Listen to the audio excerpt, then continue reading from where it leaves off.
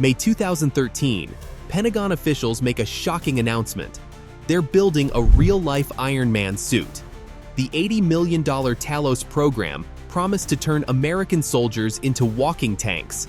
But by 2019, the entire project was dead.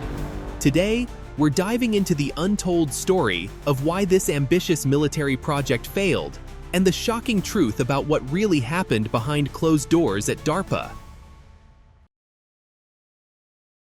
The story of Talos begins in the harsh mountains of Afghanistan, where a tragic incident would spark one of the most ambitious military projects in modern history.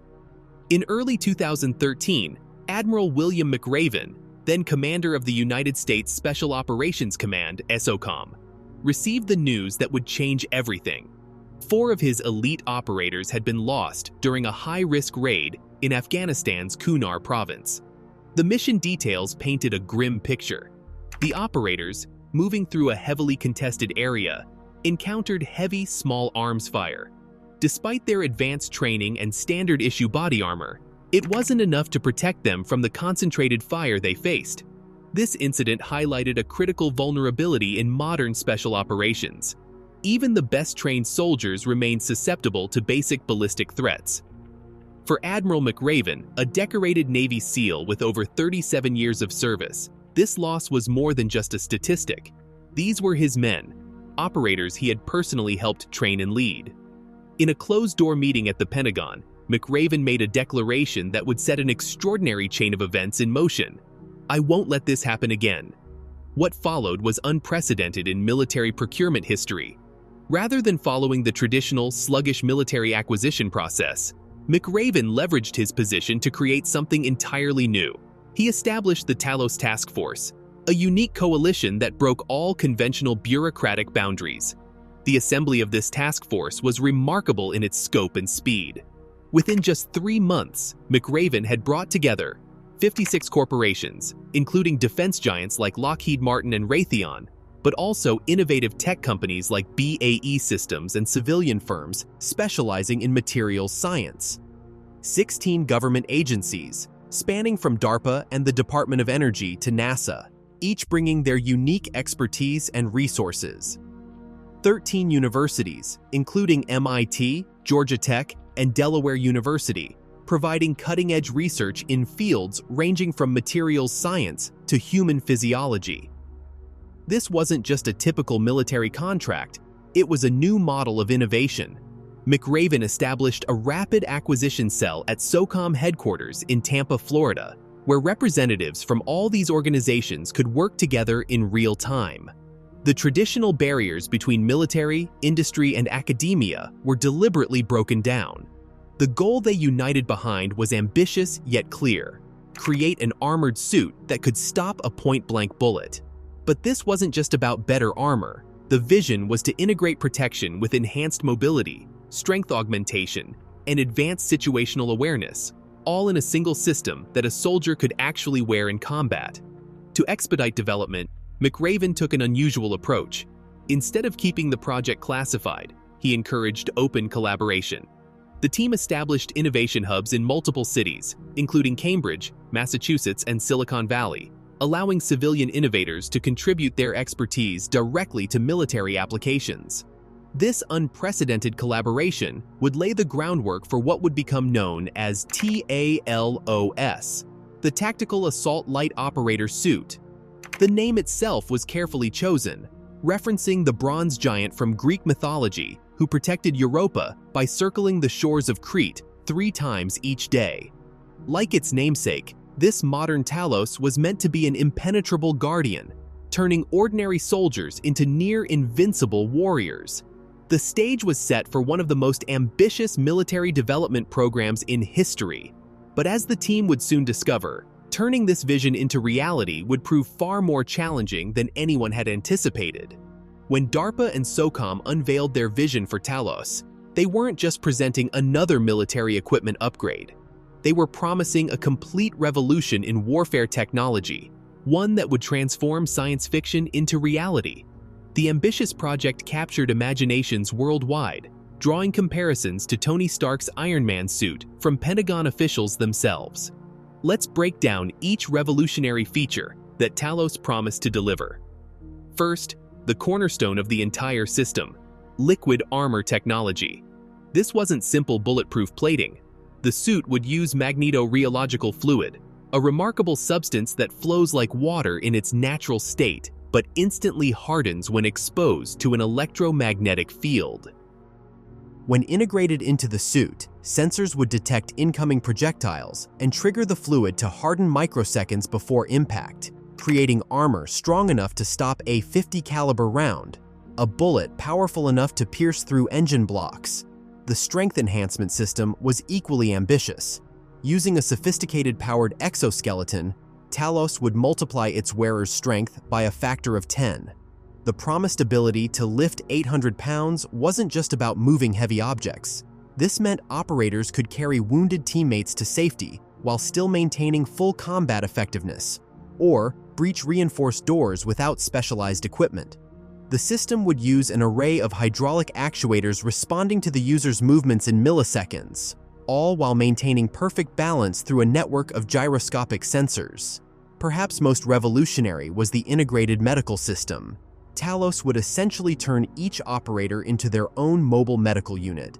The suit would continuously monitor vital signs through embedded sensors measuring heart rate, blood pressure, core temperature, hydration levels, and even blood oxygen content.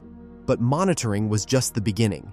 If an operator was wounded, the suit would automatically inject pre-programmed medical cocktails, apply pressure to wound sites, and even provide localized temperature regulation to prevent shock, all while transmitting the soldier's status to medical teams in real time. The advanced sensor suite would give operators almost superhuman awareness of their environment. Using a combination of millimeter wave radar, infrared sensors, and acoustic detection systems, Talos would allow its wearer to literally see through walls. The suit would create a real-time 3D map of the surrounding environment, highlighting hidden enemies, identifying structural weaknesses, and even detecting tripwires or explosive devices. All this information would be projected onto the operator's heads-up display, providing a video game-like interface that would make complex combat decisions intuitive. The endurance capabilities promised were equally impressive. Through a combination of efficient power management and advanced cooling systems, operators would be able to run at full sprint speeds for hours without tiring. The suit would regulate the wearer's temperature, manage moisture, and even recycle the operator's sweat into drinking water, allowing for extended operations without resupply. To demonstrate these capabilities, the military released a series of concept artwork and animations that looked straight out of a Hollywood blockbuster. These showed Talos operators smashing through concrete walls, scaling buildings with ease, and carrying multiple wounded soldiers to safety. By 2018, they weren't just promising prototypes, they were promising deployment-ready units that would revolutionize special operations forever. The timeline seemed aggressive but achievable. After all, most of the core technologies already existed in some form. The challenge, as the development team would soon discover, wasn't in the individual components. It was in making them work together as a single cohesive system. As one DARPA engineer put it, "We're not building a suit, we're building an F-35 fighter jet that someone has to wear." By early 2015, the Talos program had consumed over $30 million in development costs. The public relations campaign continued to paint an optimistic picture, with press releases showcasing sleek computer renderings and promising timelines. However, behind the scenes at MacDill Air Force Base in Florida, reality was telling a very different story. The first major public test of the Talos prototype was scheduled for a warm Florida morning in March 2015. Military officials, defense contractors, and even several members of Congress had gathered to witness what was supposed to be a watershed moment in military technology. Instead, they watched a demonstration that would expose the program's fundamental flaws. The test operator, a seasoned Special Forces soldier with over a decade of combat experience, could barely walk in the prototype suit. The system weighed a staggering 365 pounds, equivalent to carrying 2 fully grown men on your back. One of the test operators, speaking later under condition of anonymity, described the experience in vivid terms. It was like wearing a suit of medieval armor while carrying a backpack full of bricks. Every step was a struggle. The suit was fighting against you instead of helping you. The weight issue wasn't just about mobility. The sheer mass of the system was causing microfractures in the prototype's structural frame. Engineers discovered hairline cracks forming in the titanium alloy joints after just hours of use. These structural concerns were especially worrying given that the suit was meant to enhance strength and agility, not hinder it. But the weight problem paled in comparison to the suit's thermal management issues. The power system, built around what was then cutting-edge lithium-ion battery technology, generated an enormous amount of heat. During the demonstration, sensors recorded temperatures inside the suit reaching 130 degrees Fahrenheit, hot enough to cause first-degree burns with prolonged exposure. The cooling system, designed to maintain a comfortable operating temperature, was overwhelmed by the heat generated by the power plant and the operator's own body heat. An anonymous source from within the project later revealed the disturbing reality. Operators could only remain in the suit for 4 to 6 minutes before risking severe heat exhaustion. This was a far cry from the promised hours of continuous operation. During one particularly concerning incident, an operator had to be extracted from the suit after showing signs of heat stress just 3 minutes into a demonstration. Medical staff monitoring the tests reported that operators' core body temperatures were rising at dangerous rates, forcing them to implement strict time limits on suited operations. The project's chief engineering team, led by Dr. Sarah Martinez, found themselves caught in a vicious cycle.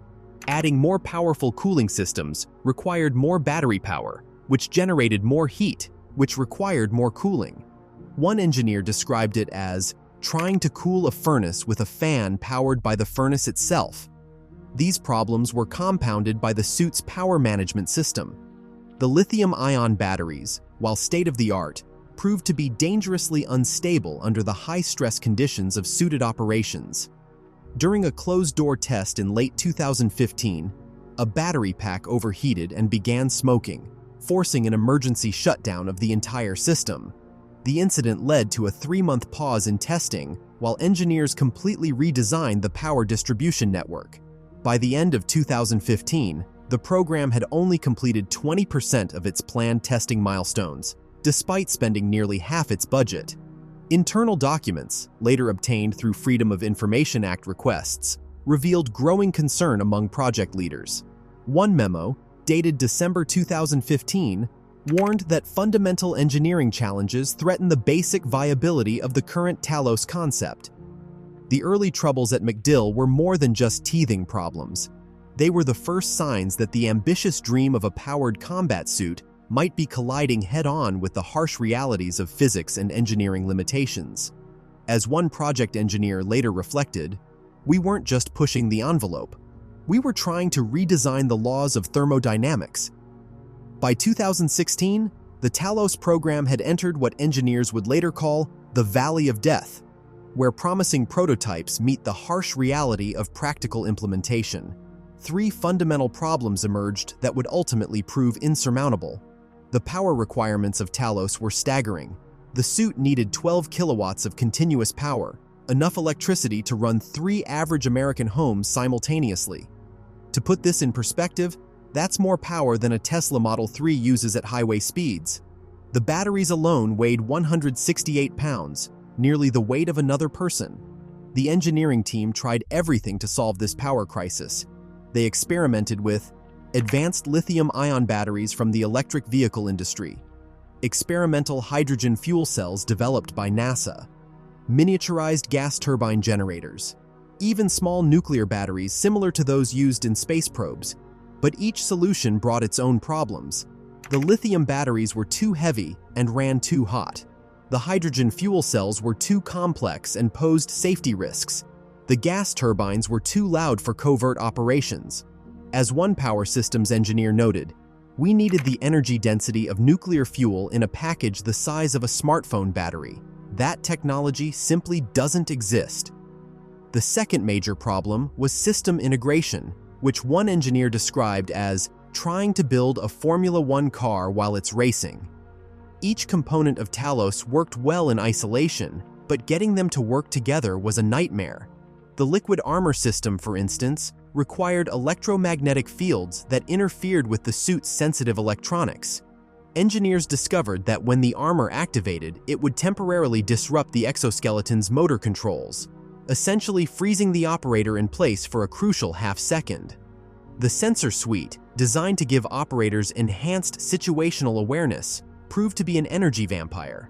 The millimeter wave radar system alone consumed 2.4 kilowatts of power. When combined with infrared sensors, motion tracking, and environmental monitors, the system would drain the suit's batteries in less than 20 minutes. But perhaps most troubling were the exoskeleton motors. These precision devices, meant to amplify the operator's strength, kept burning out under real-world conditions. The problem wasn't just mechanical stress, it was heat buildup. During one test, a motor literally melted its housing after just 13 minutes of operation. An engineering report from late 2016 noted, "We're asking these motors to perform like Olympic weightlifters while operating in what amounts to a metal oven." By 2017, as testing continued, military medical staff began raising serious concerns about the physical impact on operators. Dr. James Chen, the lead physical therapist working with the program, compiled a devastating report that would eventually reach the Pentagon. The suit's extreme weight was putting unprecedented stress on operators' joints and skeletal structure. Even with the powered assistance, the human body wasn't designed to carry such loads. Medical monitoring revealed alarming data. Microfractures developing in operators' ankle bones after just 10 hours of cumulative suit time. Dangerous levels of spinal compression, similar to what's seen in career parachutists. Shoulder and hip joint degradation patterns that typically take 20 years to develop. One physical therapist's warning became particularly famous within the program. "We're not just risking career-ending injuries, we're risking permanent disability. These operators could need joint replacements before they're 40. The human body's limitations created a cruel paradox. To protect operators from bullets, the suit needed to be heavily armored. To move under that armor, it needed powerful motors. To power those motors, it needed heavy batteries. But all that weight put immense stress on the operator, requiring even more powerful motors and more battery power to compensate. As one project leader summarized in a classified briefing, "We're trying to solve an engineering problem that keeps creating bigger engineering problems. It's like trying to dig yourself out of a hole. Every shovelful just makes the hole deeper." By late 2017, these three interlocking problems, power, integration, and human factors, had created what engineers called a death spiral of complexity. Each attempt to solve one problem would inevitably worsen the others. The dream of a powered combat suit was being crushed under the weight of its own ambition. November 15, 2018, a classified demonstration at Aberdeen Proving Ground, Maryland. The room was filled with high-ranking military officials and congressional observers, all gathered to witness what the Talos team promised would be a breakthrough demonstration. The new prototype incorporated every fix and improvement developed over the past 5 years. The operator, a veteran Special Forces sergeant, began the demonstration confidently. But 17 minutes in, warning lights flooded the suite's heads-up display. The power system was failing. Then, in an instant, total darkness. The suit's emergency backup systems failed to engage. The operator was now trapped inside 365 pounds of lifeless metal and carbon fiber.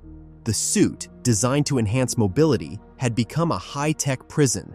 For 72 agonizing minutes, engineers worked to safely dismantle the powered-down suit without injuring the operator.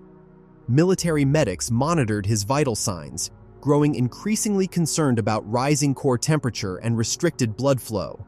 1 week later, a congressional review delivered the final blow. The report was brutal in its simplicity. After spending $79.6 million of the allocated $80 million budget, Talos was no closer to field deployment than when it started. The dream of a powered combat suit had come to an inglorious end. While the Iron Man suit never materialized, the Talos program's $80 million investment didn't go to waste. The research led to several breakthrough technologies now saving lives in different ways. The lightweight armor research revolutionized vehicle protection. The same materials developed for Talos now shield military vehicles in combat zones, with a 40% reduction in weight compared to traditional armor. In 2023, this technology was credited with saving a squad of Marines when their vehicle hit an IED in Africa. The health monitoring systems developed for Talos transformed battlefield medicine. Today, every special operations medic carries a compact vital signs monitor derived from Talos research, allowing real-time health tracking of wounded soldiers during evacuation. This system has increased combat casualty survival rates by 23%. The battery technology advanced during Talos found its way into military drones and portable field equipment. The high-density power cells, although too heavy for a suit, now power critical communication equipment and can operate for 3 times longer than previous systems. Perhaps most importantly, the exoskeleton research has transformed medical rehabilitation. Veterans hospitals now use powered assistance devices, developed from Talos technology, to help injured service members walk again. Over 1,200 veterans have benefited from this technology since 2020. The Talos program proves that sometimes, even with unlimited funding and the brightest minds, reality has a way of crashing through our science fiction dreams.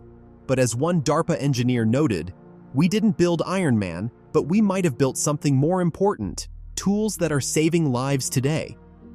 If you found this deep dive into military technology fascinating, don't forget to hit that like button. It really helps support the channel. And for more untold stories about groundbreaking military projects, subscribe and hit the notification bell. Next week, we're uncovering the classified story behind the Navy's silent submarine program. You won't want to miss it.